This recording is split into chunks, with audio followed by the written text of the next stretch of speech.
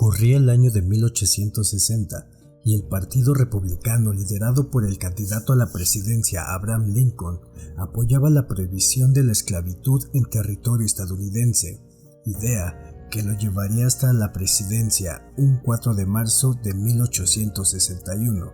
Inconformes con la llegada de Lincoln al poder, 7 estados del sur declararían su separación del pueblo estadounidense para crear los Estados Confederados de América. Poco después, se fueron uniendo más estados y levantaron en menos de un mes un ejército de personal voluntario que un 12 de abril de 1861 bombardarían Fort Sumter, que era un fuerte federal en la bahía de Charleston. Así, inició una guerra civil que acabaría con 1.030.000 bajas. Finalmente, la Guerra de Secesión terminó en 1865 con la derrota del ejército confederado y el asesinato de aquel presidente que en 1863 proclamara la emancipación de más de 3.5 millones de afroamericanos. Supremacistas blancos que participaron en la guerra, inconformes con su derrota, iniciaron un movimiento que promovía la superioridad de la raza blanca, el racismo, la xenofobia y la homofobia. Así es como el 24 de diciembre de 1865 vería la luz aquella secta que se haría llamar Ku Klux Klan o Servidores de Dios. Rápidamente, el clan tomó notoriedad, pues eran muchos los molestos con la derrota. El Partido Demócrata, que en el pasado había apoyado la esclavitud, vio una oportunidad para seguir con sus ideales. Esto hizo que muchos de aquel partido político quisieran formar parte de la secta.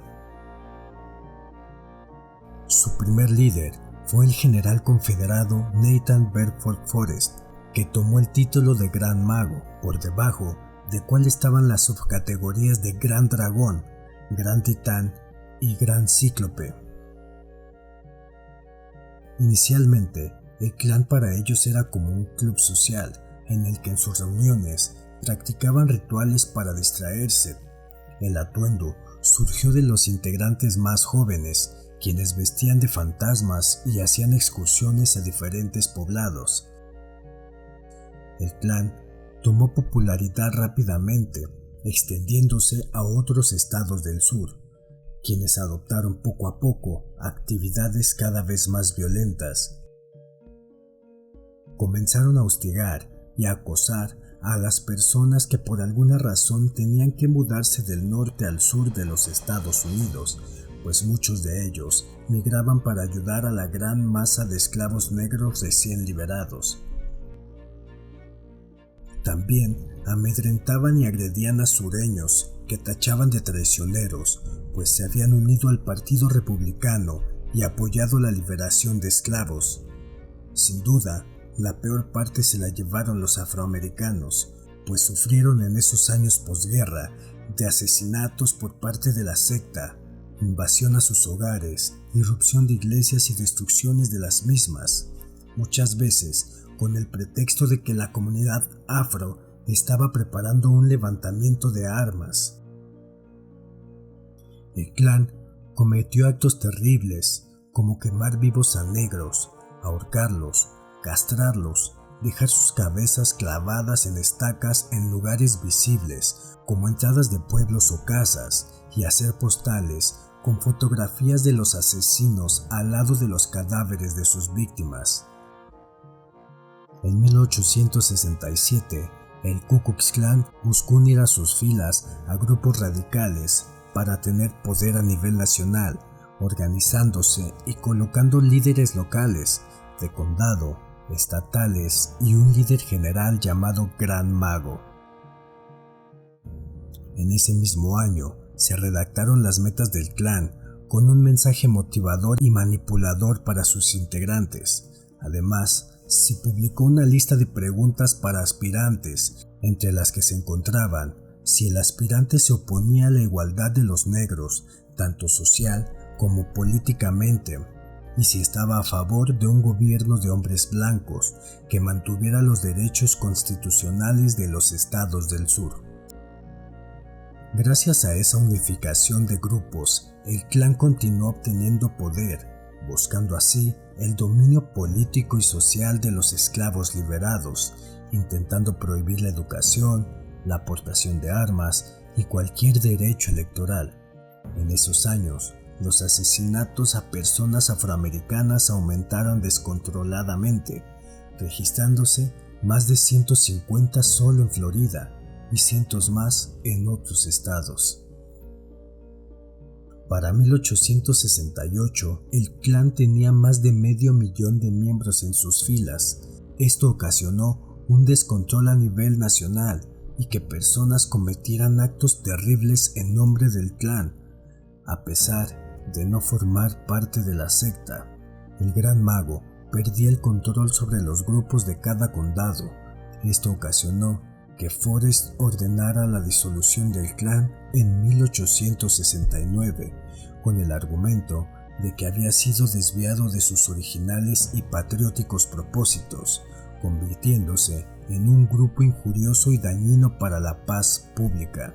En 1871, el presidente de Estados Unidos, Ulysses Grant, firmó un acta en el que los miembros del Klan debían ser procesados penalmente, encarcelando así a cientos de personas que pertenecían al Klan, diezmando aún más su poder, que ya había comenzado a decaer años atrás. Aún así, pasaron muchos años para que se disolviera por completo. A pesar de que se creía extinto, en 1915 resurgió el Ku Klux Klan, y esta vez su objetivo no solo eran los afroamericanos, sino también los inmigrantes, judíos y árabes. Descubrieron en ese entonces el poder de los medios masivos de comunicación y lograron así reclutar a millones de personas a lo largo de todo el país. Se cree que al menos el 15% de los estadounidenses blancos formaban parte de la secta. Esta vez, el Klan estaba mejor gestionado y organizado, se financiaba de sus mismos miembros, vendiendo atuendos y cobrando un rito de iniciación a quienes aspiraban ser nuevos miembros. Lograron también corromper a la policía e infiltrarse en la esfera política. En las décadas de 1920 y 1930, una facción del Klan, llamada la Legión Negra, tuvo una gran actividad. Usaban uniformes negros y fueron los más violentos. Adquirieron notoriedad por asesinar a socialistas y a comunistas. Algunos miembros del Klan tomaron parte en linchamientos, llegando a asesinar a soldados negros que volvían de la Segunda Guerra Mundial. Sin duda, el segundo Klan fue mucho más salvaje al primero. Además, logró adentrarse a la esfera política, obteniendo el control sobre Tennessee, Indiana, Oklahoma y Oregon, además de las legislaturas de los estados del sur. El colapso del segundo Klan se debió a la reacción en su contra y en parte gracias al escándalo alrededor de David Stephenson, miembro del Partido Republicano y gran dragón del Ku Klux Klan, quien fue condenado por la violación y el asesinato de la maestra Madge Oberholzer tras un juicio que fue sensación nacional. En 1930, el Klan comenzó su retirada de la actividad política. El líder nacional vendió la organización en 1939 a James Colescott y a Samuel Green, quienes fueron incapaces de frenar el éxodo de los miembros del Klan. La imagen de la organización recibió otro duro golpe cuando descubrieron la simpatía de Colescott con organizaciones pronazis, la involucración del Klan en los disturbios raciales de Detroit en 1943 y esfuerzos por sabotear la intervención estadounidense en la Segunda Guerra Mundial. En 1944, el Klan recibió una citación para pagar $685,000 en concepto de impuestos atrasados, forzando a Colescott a cerrar la organización. En los años siguientes, el clan estaba casi disuelto, pasó de tener millones de miembros a solo 30,000 en 1950 y 2,000 en 1970. Aún así, los actos violentos continuaron.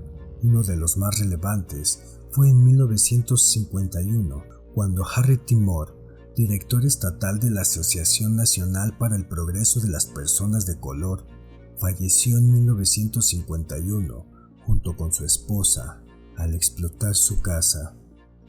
El FBI encontró varios sospechosos, pero ninguno fue procesado. En 1964, el FBI logró infiltrarse y en 1982 se informó que el FBI había tenido éxito desintegrando al clan. Actualmente, el clan aún existe. Sus miembros son mucho menos que en el pasado. En el año 2005 se registró un número menor de integrantes, con apenas 3,000. Sin embargo, con la llegada de las redes sociales, hoy el clan ha tomado notoriedad nuevamente.